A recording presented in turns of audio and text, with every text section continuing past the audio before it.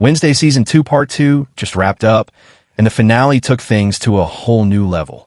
What started as a search for answers turned into a storm of secrets, betrayals, and heartbreaking choices. Friends became enemies, family bonds cracked wide open, and one shocking twist revealed the truth about thing that changes everything we thought we knew about the Addams family. But that's not all. Enid's fate, Tyler's dark path, and a hidden prophecy now point directly toward an even darker Season 3. Today on MMX Night, we're breaking down the ending of Wednesday Season 2 Part 2, the biggest reveals, and how it all sets the stage for what comes next. Ready? Let's begin.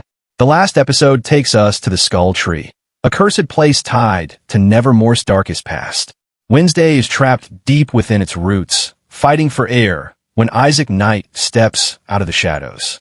For so long, Isaac was believed to be dead, a name buried in Nevermore's history. But here he is, alive, bitter, and revealed as the master manipulator behind so many of the season's events. The biggest shock? Isaac has been hiding in plain sight all along, disguised as Slurp, Pugsley's zombie companion. Looking back, the hints were there. Slurp's odd mannerisms, his strange reactions around the Addams family. Now it all makes sense.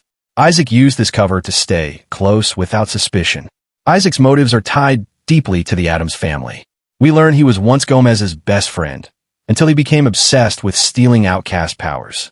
He built a machine to drain abilities, nearly killed Gomez, and was left for dead after Morticia struck him down. But Isaac survived in a twisted way. His severed hand lived on. That hand became the family's loyal helper, Thing. This means Thing was never just a quirky companion. He was Isaac's missing piece. The reunion is chilling. Isaac attaches Thing to his arm, laughing like a man finally made whole again. But then comes one of the most powerful reversals in the show. Thing refuses him. Even when reconnected, the hand fights back, proving its loyalty to the Addams family. In a brutal twist, Thing rips out Isaac's mechanical heart and severs himself again. Isaac dies in agony, not from his enemies, but from the very part of himself he tried to control. The scene is layered with meaning. It's about identity, about choice. Thing proves that family is who you choose, not where you come from. Wednesday's life hangs by a thread. She is suffocating in the roots of the tree, moments from death, until Enid Sinclair arrives. Under the full moon, Enid transforms into the alpha wolf she always feared becoming. The shift is violent, her body breaking and reshaping. She rips through the roots with her claws and pulls Wednesday free. For a moment, it feels like triumph. Enid has saved her best friend. But then the cost of this transformation hits. She cannot turn back. Her alpha form has taken over for good. This is where the heartbreak comes in. Enid realizes she can't live the same life anymore. With tears running down her face, she runs into the woods, howling under the moon. That howl is both victory and tragedy. She saved Wednesday, but she lost herself. This goodbye isn't spoken, but it's felt, the kind of scene that leaves the audience gutted. The Nevermore gala spirals into chaos. Principal Dort, who has pretended to be the Academy's protector, is exposed as the real villain behind the Morning Song cult. He used Bianca's family and their siren powers to control others, all while hiding behind his watch that blocked him from their pull. His downfall is poetic. Bianca compels him to admit the truth, Agnes rips away his watch, and Ajax delivers the final strike, turning him to stone with his Gorgon stare. As the crowd gasps, a chandelier crashes down, shattering him into dust. Nevermore is left without a leader. The school, meant to be a safe haven for outcasts, closes its doors. What should have been a night of unity becomes a funeral for trust. Meanwhile, Tyler Galpin's family drama explodes. After 2 seasons of pain, his mother Francoise finally returns. But instead of reunion, she brings control. She wants to fix Tyler by stripping away his hide side forever. Their fight is one of the most brutal scenes in the show, claws against claws, mother against son. In the end, Francoise falls to her death, leaving Tyler drenched in blood and grief. Instead of running from his monster, Tyler embraces it. He walks away with Professor Capri, revealed to be half-Hyde herself, and joins a secret pack. Tyler has chosen the monster over the man, setting the stage for a new war. And just when it feels like everything has fallen apart beyond repair, the Addams family secret finally comes to the surface like a ghost clawing its way out of the grave. Morticia, normally a woman of elegance and control, shows a rare crack in her composure as she places a worn, leather-bound diary into Wednesday's hands. The diary belonged to Oilia Frump, Morticia's sister, thought to have died decades ago. At first, the book feels like nothing more than a relic, but when Wednesday touches its pages, her visions ignite. The audience is pulled into flashes of candlelit rooms, iron bars, and claw marks on stone walls. Oilia is alive, trapped, but very much breathing, her face gaunt yet filled with fire. She is writing with trembling hands, scrawling words that strike like a knife. Wednesday must die.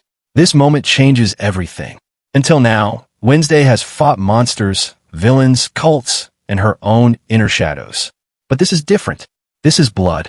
This is family. The revelation means that the greatest threat to her future might not come from strangers or creatures, but from her own lineage. Oilia isn't just an aunt she never knew. She's a mirror of what Wednesday could become. A woman consumed by bitterness, convinced that destruction is the only way forward. The reveal also reframes Morticia. For 2 seasons, she has been seen as distant but supportive, occasionally secretive but ultimately protective.